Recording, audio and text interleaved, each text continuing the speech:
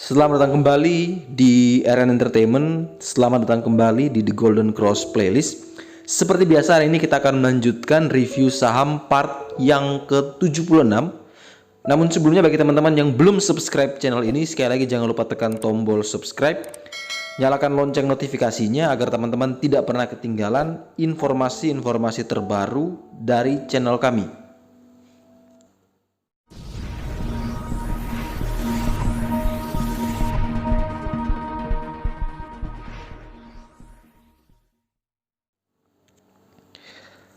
Hari ini teman-teman kita akan langsung mereview kondisi IHSG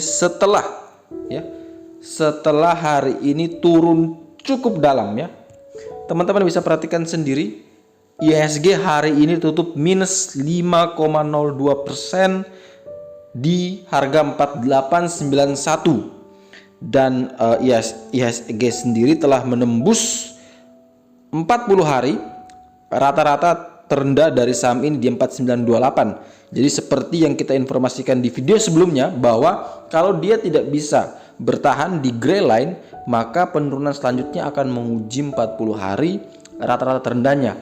Nah, IHSG hari ini dibuka ya, open gap down. Jadi teman-teman bisa perhatikan di sini ada gap yang tersisa, di mana tadi pagi kalau tidak salah sempat dibuka langsung minus 4%. Cukup dalam hari ini, hampir semua saham itu turun, khususnya saham-saham yang berkapitalisasi besar ya, hampir rata-rata auto reject bawah, dan untungnya auto reject bawah tersebut masih diberlakukan yang 7%, sehingga penurunan IHSG tidak terlalu dalam. Sempat tadi siang ya trading hold 30 menit, di mana telah turun di bawah 5%. Namun setelah dibuka pun IHSG masih nyaman sekali di posisi minus 5%. Nah, kita lihat apa sih yang menjadi efek. Padahal teman-teman perhatikan bahwa setelah kemarin koreksi saham-saham di Amerika, tadi malam sempat hijau dan sempat kita punya harapan bahwa ketika terjadi rebound dari saham-saham di Amerika, di Inggris atau di Jerman, bisa membuat IHSG hari ini parkir di zona hijau. Namun kemarin pun di saat yang sama, Gubernur DKI Jakarta Pak Anies Baswedan itu mengumumkan bahwa pada tanggal 14 September akan diberlakukan kembali PSBB total.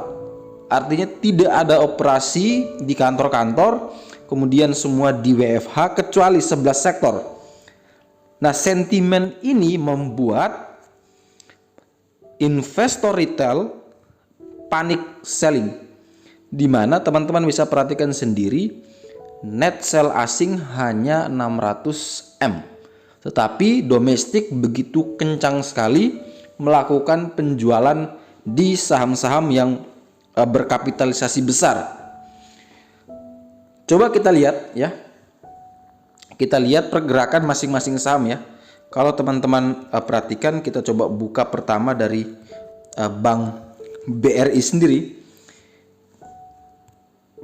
Bank BRI juga sama ya teman-teman, mengikuti IHSG. Dia dibuka gap down, ada gap di situ, dan berpeluang untuk terus melanjutkan penurunan menuju ke 40 hari harga terendahnya, yaitu di 2970. Kemudian kita coba lihat yang berikutnya, kita punya BBCA.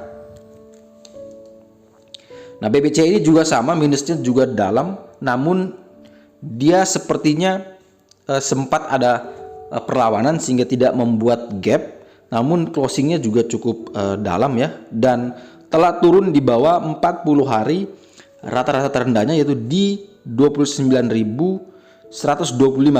Nah, ini BCA ini masih punya peluang besar ya untuk terus melanjutkan penurunan. Kemudian kita lihat perbankan besar juga, yaitu ada BBNI.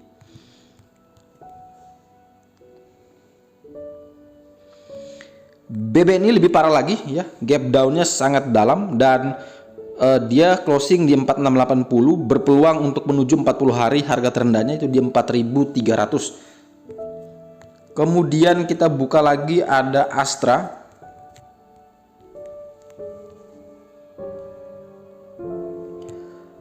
Astra pun sama ya, teman-teman bisa perhatikan di sini gapnya besar sekali. Closing di 4560, telah turun di bawah 4830 yang mana itu adalah 40 hari harga terendahnya, dan dia akan menguji support gray line akhir di 4449. Jadi kalau itu gagal bertahan, maka dia akan terus melanjutkan penurunan. Namun ada satu saham yang cukup kuat, yang bisa saya katakan cukup kuat di tengah penurunan yang masif hari ini, yaitu saham Telkom. Saham Telkom tadi sempat turun cukup dalam ya, waktu pembukaan sampai pertengahan.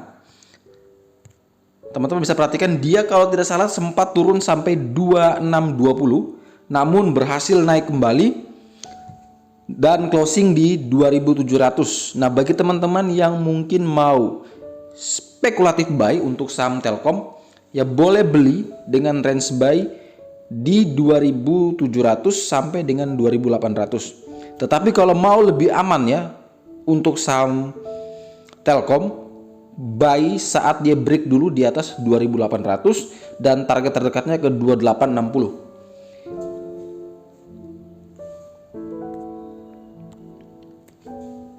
Jadi hari ini memang hampir semua saham big cap itu mengalami penurunan akibat sentimen dalam negeri akan diadakannya PSBB total kembali, yang mana mungkin bagi sebagian investor melihatnya adalah sebagai suatu masalah baru ketika kita berusaha untuk mengembalikan daya beli ya, pemulihan ekonomi, tetapi diberlakukannya lagi artinya adalah kita akan mundur lagi ke masa-masa di mana kita awal mengalami pandemi.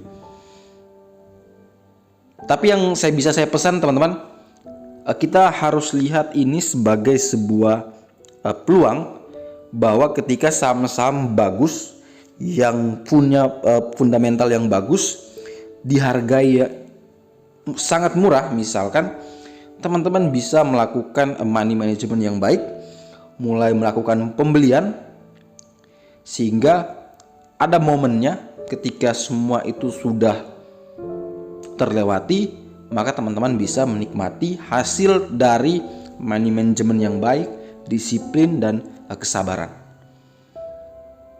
Untuk teman-teman yang mau trading, saya rekomendasikan teman-teman boleh pilih yang second liner, tapi memang itu juga tidak terlalu banyak, tidak liquid juga. Jadi teman-teman bisa mempertimbangkan likuiditas dan juga bisa mempertimbangkan entry dan exitnya.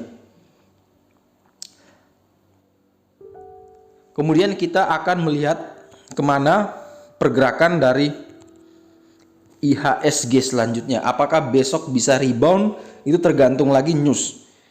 Memang ini semua teknikal sangat susah sekali membaca pergerakan, padahal kemarin secara teknikal masih dibilang aman oleh beberapa teknikalis, tepat dia masih di neckline, tapi ternyata news kemarin sore itu membuat semua teknikal tidak berdaya.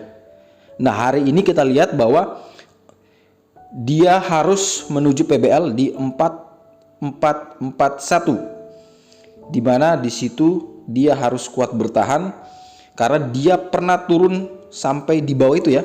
Dia kurang lebih di 3900.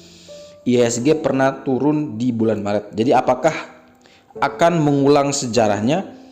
Kita lihat perkembangan dari berita sore hari ini atau sampai malam hari ini. Kalau misalkan PSBB itu dibatalkan atau ada kebijakan yang lebih membuat pengusaha punya celah lebih bagus, maka ada peluang besok IHSG mengalami technical rebound. Tapi kalau tidak, maka kemungkinan besar IHSG besok akan kembali turun cukup dalam. Oke, sekian review saham part yang ke-76 hari ini.